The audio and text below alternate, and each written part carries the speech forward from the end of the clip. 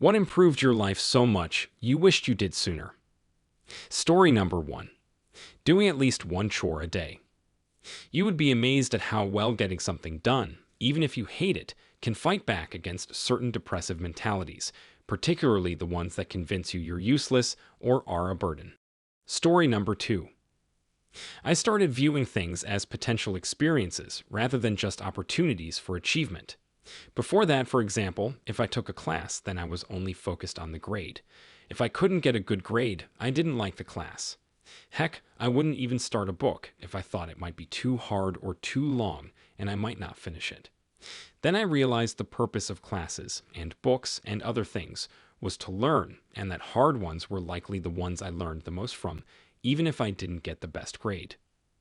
I started doing all sorts of stuff with the idea that I just wanted the experience.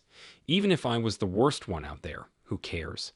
I wasn't there for the achievement, I wanted to learn things. This works socially as well, and I started taking way more risks, telling myself that, at the very least, it would be a learning experience. I saw a saying once, it's only a failure if you stop trying, otherwise it's an experiment. I love it. Story number 3. Finally talking with my family doctor about my misuse of decongestant nose spray. He told me it's a common issue and that there is help. 1.5 years of tapering off and 2 surgeries later, I used bad noses spray for the final time. I could kick myself for not talking about it for more than 20 years. The addiction's name is rhinitis medicamentosa. So it's not an addiction like alcohol in the way there's a reward system in your brain, but it's a self-sustaining process. You have an infection and take nose spray. If you do it more than a few days, the reason why you took it at first is gone, but these sprays mean the nose clogs again. So you take nose spray against nose spray, which got worse and worse over the years. My new family doctor sent me to an ENT for help. He mentioned that next to the effect of the addiction, there's often a background to it. Turned out my concha were enlarged and my septum deviated. I must have broken my nose once. The ENT insisted it must have happened, although I didn't know it. Maybe when I fell off my bike as toddler or so. Both limited how much air could pass and made it even more prone to clogging, which was boosted by the misuse of Nasic. The concha were cauterized, so a small intervention, about 30 minutes plus a few days sick leave. The septum deviation was corrected via full anesthesia surgery in the hospital by the ENT, plus 2 weeks sick leave. The process took so long as the ENT started with tapering off by flooding the nose spray with hay fever and sea salt ones.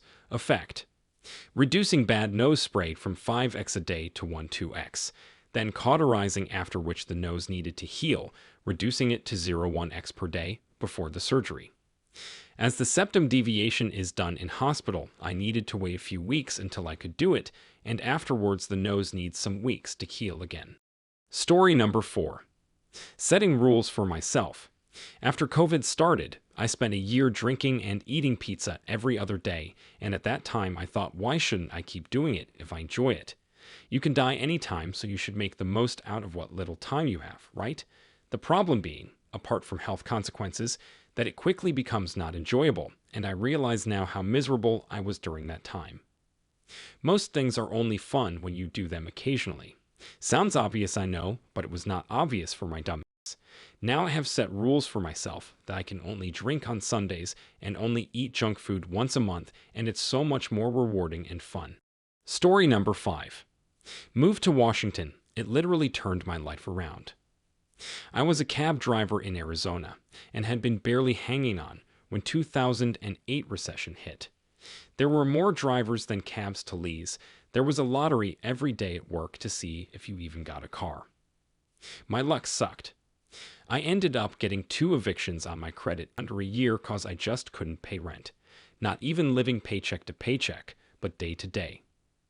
A friend let me stay at his place in Georgia to see if I could do better there. Sadly, it was almost worse than Arizona.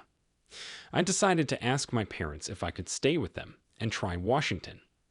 Night and day, I started doing office jobs for like $15 per hour. Then something happened. Since I was staying at parents and kicking them some of my income for rent, though it was low dollar, I was able to save money. Came back, after a bit of delay, with a raise to $76,000 per year, with a cost of living bump in March of 22 that has put me at $79,000 per year. In 14 years, I went from living day-to-day pay to having a fully funded emergency fund. I bought a condo May 2021 and have a new car that is almost paid off.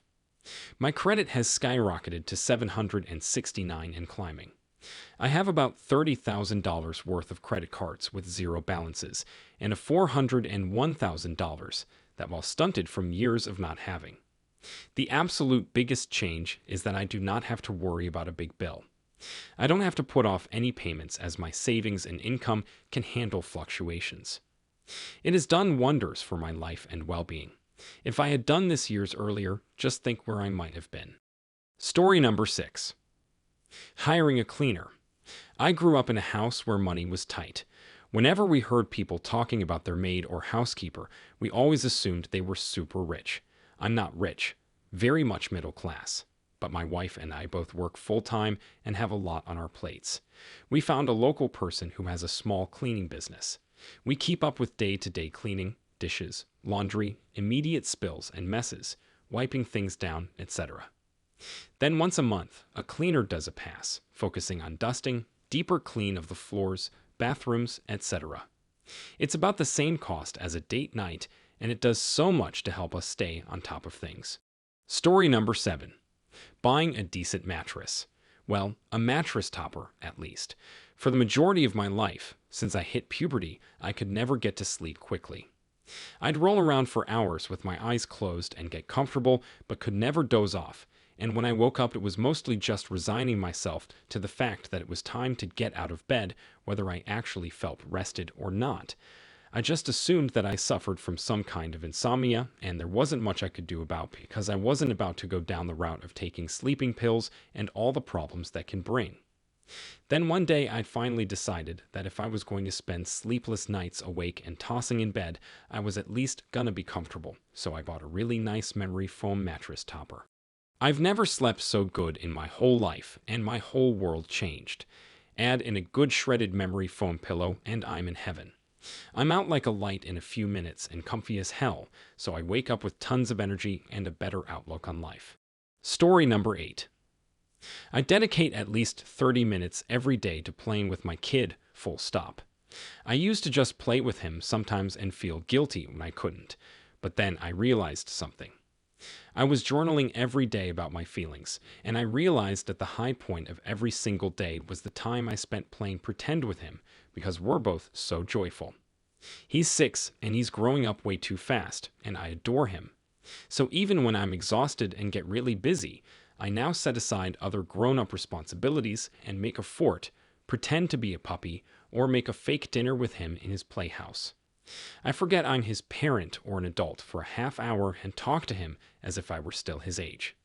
It makes him happier than anything in the world when mommy plays with him, but the real surprise was noticing that it made me happy too. That time isn't just quality time, it's something my soul treasures as downtime from the rest of my life. I genuinely enjoy it, and I think most other people would too if they would just try it. Forget how silly it makes you feel and just do it. Story number 9. Start only doing things you really want to do. I always felt this pressure to please others by inconveniencing myself or putting myself in an uncomfortable position as to make someone else happy or not upset. Fuck all that. It's alright to say no and not have to have anxiety coming up with an excuse. Do you really want to go out, or is your friend pressuring you to go? Just say no and be firm. No excuses. Just be clear and firm. Don't get me wrong, I'm not saying be an asshole. My life has improved greatly. No more social anxiety. No more unwanted social pressure.